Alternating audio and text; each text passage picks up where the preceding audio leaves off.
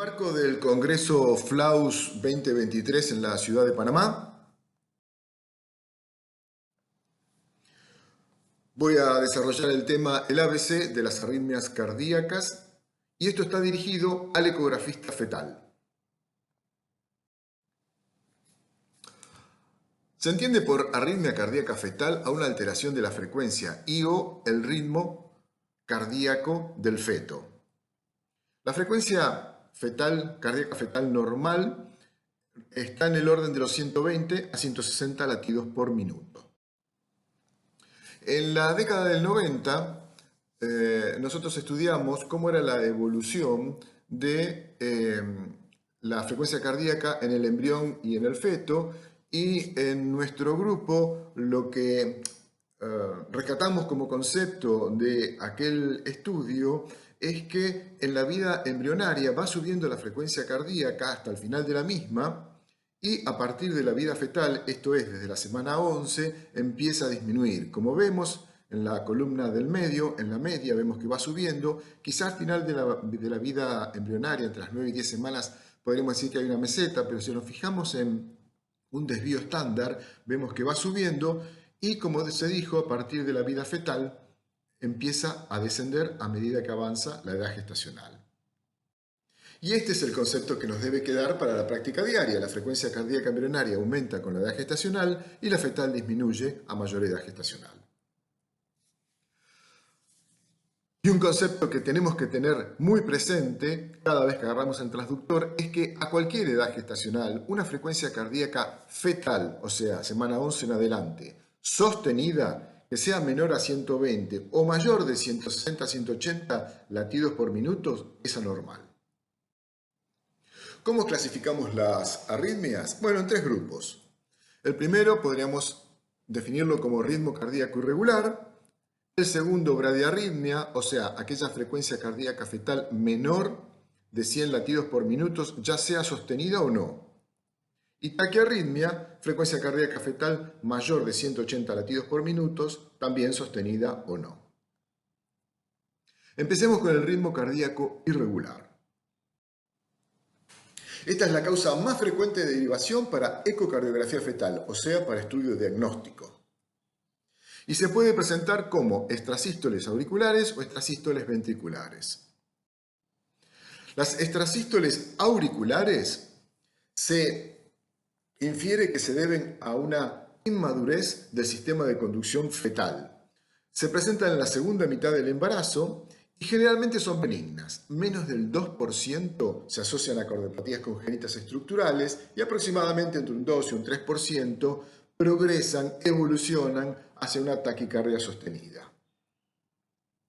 Pueden ser conducidas o bloqueadas, y estas, las bloqueadas, son las que tienen mayor riesgo de progresar hacia taquicardia paroxística supraventricular. Suelen resolverse espontáneamente antes del parto. Aquí estamos viendo en el canal inferior contracciones auriculares y en el canal superior contracciones ventriculares. Como vemos señalados en las flechas cortas, hay contracciones más contracciones auriculares que ventriculares y estas son no conducidas, las de este ejemplo. Y aquí estamos viendo un clip en donde vemos en modo B que es muy evidente que acá tenemos un ritmo cardíaco irregular. Ahora bien, con modo B exclusivamente no somos capaces de aclararnos a qué se debe. Vemos que es irregular, pero no sabemos si es simplemente una arritmia, un ritmo cardíaco irregular o si hay algún tipo de bloqueo. Y ahora estamos viendo con modo M, que efectivamente es absolutamente irregular. Fíjense que no solamente a nivel de las válvulas se ve esta irregularidad, sino en el canal atrial y en el canal ventricular vemos que carece de todo ritmo posible. Es muy elocuente el modo M, y el modo M es la herramienta que vamos a utilizar para aclararnos ante un patrón que subjetivamente nos parece anormal en el modo B. Estas sístoles ventriculares, estas son muy infrecuentes, casi siempre son benignas y son muy difíciles de distinguir con las intrasístoles auriculares. Estas pueden asociarse a insuficiencia tricuspidia, la cual se torna evidente cuando utilizamos el Doppler color. En el panel superior que estamos viendo un modo M que entra por ventrículo y sale por aurícula, y estamos viendo también que cada una de las contracciones ventriculares van precedidas de una contracción auricular, auricular, ventricular, auricular, ventricular. En cambio, aquí abajo, ¿qué estamos viendo? Que aquí tenemos una contracción ventricular que no fue precedida de una contracción auricular. Bueno, esta sí es una extrasístole ventricular. En el ritmo cardíaco irregular, el tratamiento es exclusivamente higiénico-dietético. Consiste en aconsejarle a la embarazada no fumar, no consumir café, no consumir vitamiméticos ni cualquier otro estimulante tipo drogas del orden de las cocaínas, etcétera, anfetaminas, etcétera. Y con esto suelen evolucionar favorablemente. Pasamos a las bradiarritmias, frecuencias cardíacas que van menores de 100 latidos por minuto, ya sean sostenidas o no. Entonces, aquí lo podemos dividir en dos grupos: bradicardia sinusal, que puede ser transitoria o sostenida, y los bloqueos aurículos ventriculares de primero, segundo o tercer grado. Empezamos con la bradicardia sinusal transitoria. Esta es absolutamente frecuente. Si no la vemos en consultorio diariamente, podemos afirmar sin temor a equivocarnos que semanalmente vamos a encontrar alguna. Es una respuesta normal a la compresión, ya sea la compresión del transductor sobre la calota o a la compresión que hace el útero sobre la vena cava inferior, produciendo un efecto poseiro, o también pueden ser espontáneas. En el segundo trimestre se las considera fisiológicas siempre y cuando tengan la característica de una instalación y recuperación que sean paulatinas y no requieren tratamiento. Este es un típico caso. Vemos en el panel izquierdo, aquí estamos viendo una frecuencia cardíaca muy lenta, hay una bradiarritmia, esto es en tiempo real, y en el mismo paciente, unos segundos después, vemos que recupera. Entonces, si cumple las características que se dijeron en la diapositiva anterior, se lo considera normal y fisiológico.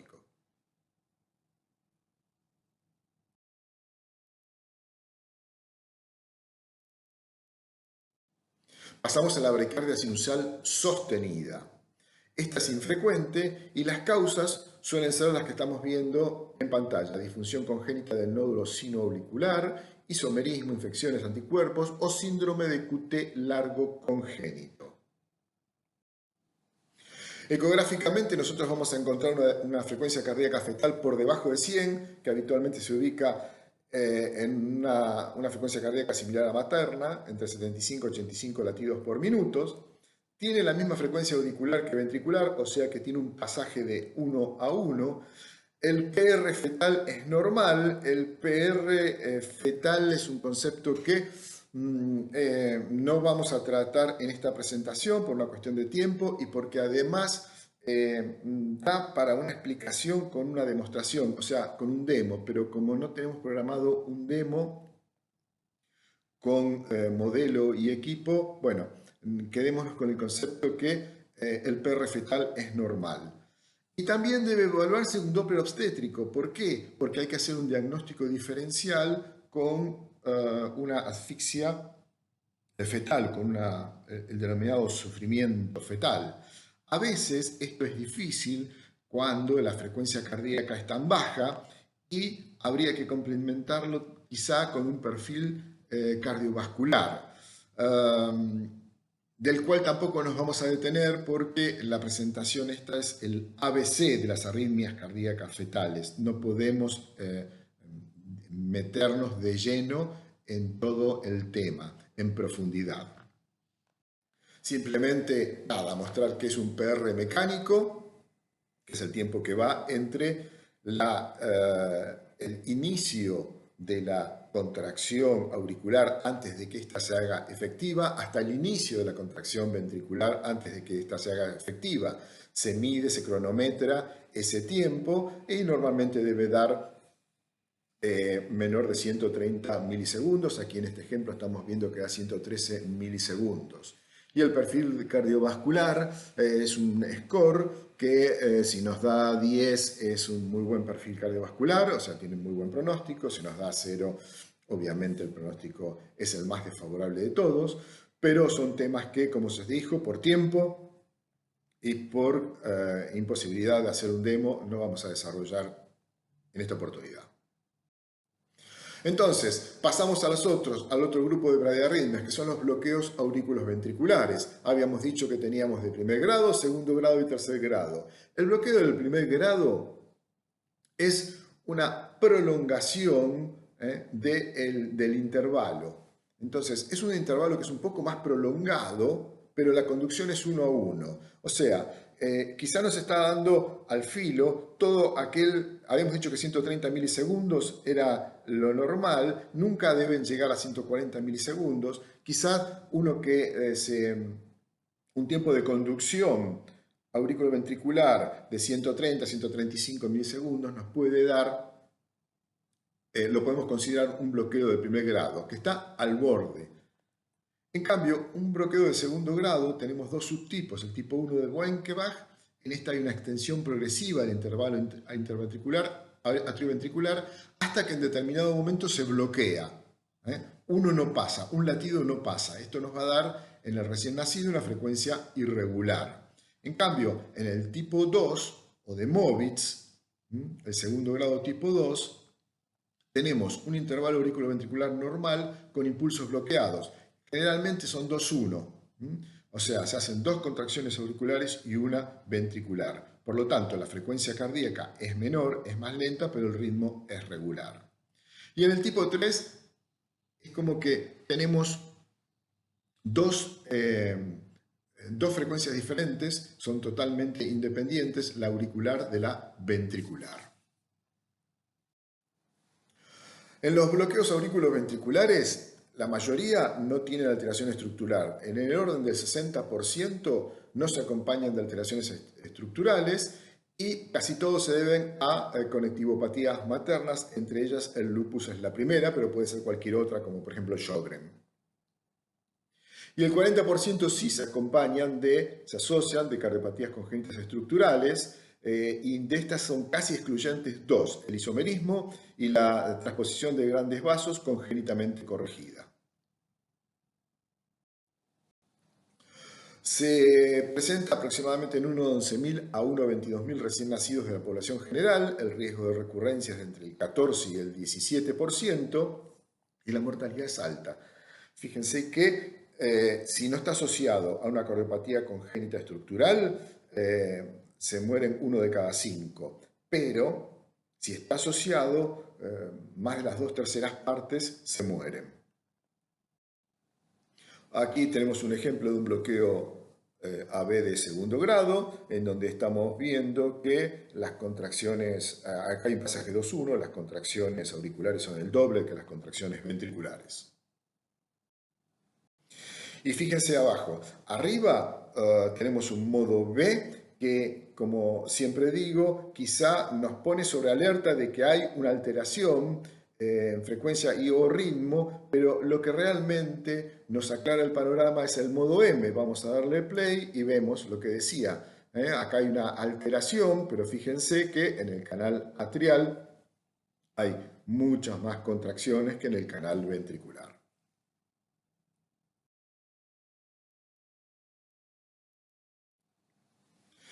El tratamiento de las bradiarritmias, la mayoría de los casos de bradicardia sinusal no requieren tratamiento, o quizá un decúbito lateral izquierdo y nada más. Ahora, los bloqueos asociados a cardiopatías congénitas estructurales no son pasibles de tratamiento prenatal. Los bloqueos por conectivopatías, estos sí responden bien a la corticoterapia, ya sea betametasona o dexametasona. Y el tercer grupo son las taquiarritmias, frecuencias cardíacas que están por encima de los 180 latidos por minuto, ya sean sostenidas o no. A ver, si esto es sostenida, aumenta la morbimortalidad perinatal. Entonces, esto amerita una evaluación específica y, en muchos casos, un tratamiento farmacológico.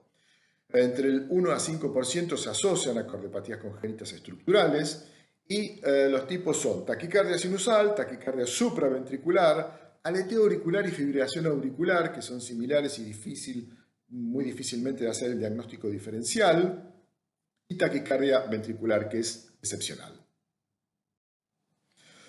Taquicardia sinusal. Las frecuencias auricular y ventricular son iguales. Aproximadamente se ubican en un rango de 180 a 200 latidos por minuto. El pasaje es 1 a 1 y la duración del intervalo aurículo-ventricular es la normal. La variabilidad de la frecuencia cardíaca está conservada. Las causas son siempre extracardíacas. Cuando hablamos de una taquicardia sinusal, estamos hablando de un corazón sano que presenta una taquicardia por una causa externa, ya sea una fiebre, infecciones, fármacos, etc. Y el tratamiento obviamente es el específico de la causa.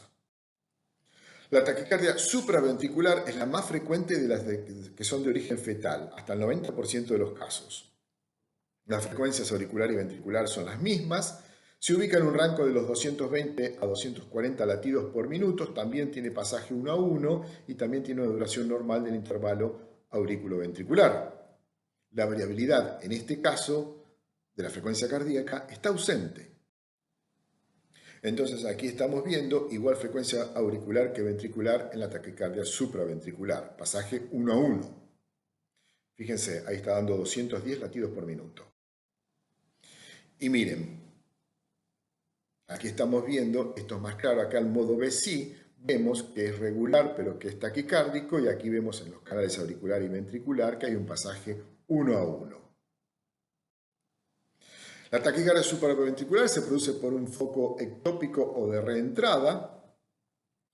El intervalo retrógrado es corto, rápido en casi todos los casos. Las vías accesorias son mayoritariamente aurículas ventriculares, pocas son auriculares, y hasta en un 40% de los casos evolucionan a hídrops. Entonces vamos a hacer un cuadro comparativo entre las dos taquiarritmias que vimos. Mencionamos la sinusal, estas son las características, y vamos a ver que las supraventriculares son prácticamente iguales. Lo que pasa es que la frecuencia cardíaca es superior y además otro diagnóstico diferencial lo hacemos con la variabilidad de la frecuencia cardíaca. En la taquicardia supraventricular se dice que es monótona, o sea, no hay una variabilidad, es como que queda fijo, ya sean 220, 230, 240 latidos. En cambio, en la sinusal es más variable, ¿no? Van escalando, subiendo y bajando entre los 180 y 200 latidos por minuto. Aleteo auricular es una frecuencia auricular regular pero alta, altísima, entre los 300 y los 600 latidos por minuto. Y esta se bloquea generalmente 2 a 1, a veces se bloquean 3 a 1. Entonces, depende de cómo sea el bloqueo, por supuesto la frecuencia cardíaca ventricular es más baja. Y esto hace que se desorganicen los flujos venosos, se alteran totalmente la forma de onda de velocidad de flujos venosos. El aleteo auricular es otra forma de taquicardia supraventricular, constituyen hasta el 30% de las taquiarritmias fetales de todo origen, son propias del tercer trimestre y cuidado que tiene una alta asociación con cromosomopatías, cardiopatías congénitas y otras malformaciones extracardíacas. Evolucionan también a hídrops hasta en un 40% de los casos. Fíjense, aquí estamos viendo que la frecuencia auricular es del doble, o sea, acá tenemos un pasaje 2 a 1 con el auricular. Y esto es un ejemplo tomado de la última actualización de la Sociedad Americana de Ecocardiografía Fetal, que la describen como un serrucho. Fíjense en el canal superior, en el canal auricular, en modo M, los describen como dientes de serrucho, lo cual no está marcado en el canal ventricular en este caso. Y la fibrilación auricular es muy infrecuente. También tiene una frecuencia auricular irregular y alta, con bloqueo de la conducción aurículo-ventricular, y prenatalmente es muy difícil de distinguir del aleteo. La taquicardia ventricular es excepcional, ya lo habíamos adelantado. hay una frecuencia cardíaca mayor de 120, pero con ritmo regular o, lo que es muy característico, salvas de 3 latidos. La frecuencia cardíaca auricular es normal y se mencionan como causas posibles la miocarditis fetal y el síndrome de QT largo congénito. Aquí estamos viendo salvas de 3 latidos. Generalidades de conducta. Podríamos resumirlas muy sintéticamente. Al término, parto. Pero en el tercer trimestre, con un feto maduro y o infraestructura neonatal de alta complejidad, considerar el parto. O sea, si estoy de término, parto, y si no está de término, pero estoy en el tercer trimestre y tengo infraestructura para aguantarlo, se debe discutir por lo menos tomar conducta activa para terminar el embarazo. Ahora, si es una taquiarritmia intermitente pretérmino que no tiene compromiso hemodinámico, evaluado por ecografía, por Doppler obstétrico, si corresponde por perfil cardiovascular, control. Ahora, si es una taquiarritmia sostenida, ya no intermitente, sostenida pretérmino, farmacoterapia con la paciente internada. 2 palabras de farmacoterapia porque nos excede. Bueno, la digoxina es la droga de primera elección, que se alcanza a niveles séricos de hasta el 100% y revierte en más de la mitad de los casos. Ahora bien, si el feto está hidrópico, la droga de primera elección es el sotalol y las drogas de segunda elección, flecainida y amiodona. El tratamiento puede ser muy variable, a veces se logra revertir con una sola droga y otras se necesitan una asociación de drogas, o sea que prácticamente podríamos decir que es casi artesanal, es prueba ensayo-error. Y aquí hay algunos esquemas que no vienen al caso mencionar en detalle. Entonces, a manera de síntesis, habíamos dicho que teníamos 3 grupos. El primero era ritmo cardíaco irregular, que pueden ser extrasístoles auriculares o ventriculares. Ambas son benignas y el tratamiento es higiénico dietético. En el segundo grupo tenemos las bradiarritmias. Por un lado, la bradicardia sinusal, por el otro, el bloqueo auriculoventricular. La bradicardia sinusal puede ser transitoria, que es fisiológica, puede ser sostenida, esta es infrecuente, y se le atribuye a disfunción del nódulo sinusal, a isomerismos o anticuerpos. En este caso hay que hacer un diagnóstico diferencial con la asfixia fetal, con Doppler obstétrico y ocasionalmente también con un score cardiovascular. Los bloqueos auriculares ventriculares de primer grado es un intervalo largo, de segundo grado tipo 1 se va prolongando el intervalo hasta que se bloquea un latido. En el tipo 2 el bloqueo fijo, 2-1 generalmente, a veces 3-1. Y el tercer grado es el completo, donde tenemos ritmos independientes en la aurícula y el ventrículo. Entonces, el 60% de los bloqueos no se asocian a malformaciones estructurales, son secundarios a conectivopatías maternas, por lo tanto responden bien a la corticoterapia. El 40% se asocian a malformaciones cardíacas y de estas casi en forma excluyente isomerismos y transposición de grandes vasos congénitamente corregida. Las taquiarritmias. Podemos describir la taquicardia sinusal, extracardíaca, recordemos que son corazones sanos, que tienen una taquicardia por un factor externo como puede ser la fiebre, las infecciones, taquicardia supraventricular, fenómeno de reentrada, focos ectópicos, aleteo auricular y fibrilación auricular, es una frecuencia auricular muy alta, es difícil el diagnóstico diferencial entre ambas, taquicardia ventricular que es excepcional y suelen presentarse en salvas de a 3. En algunas de estas tenemos que considerar, si son sostenidas, la farmacoterapia en internación materna. Entonces, para el consultorio, evaluar siempre la presencia o no de hidrops, la presencia o no de cardiopatías congénitas estructurales, el riesgo de prematurez, el bienestar fetal con Doppler obstétrico, la interrupción del embarazo en caso de resistencia o fallo al tratamiento farmacológico, y esto es muy importante, por eso lo destaco en amarillo. Para obtener buenos resultados se requiere estrecha colaboración de obstetra y cardiólogo, trabajo en equipo. Muchas gracias. Será un gusto volver a acompañarlos en otra oportunidad.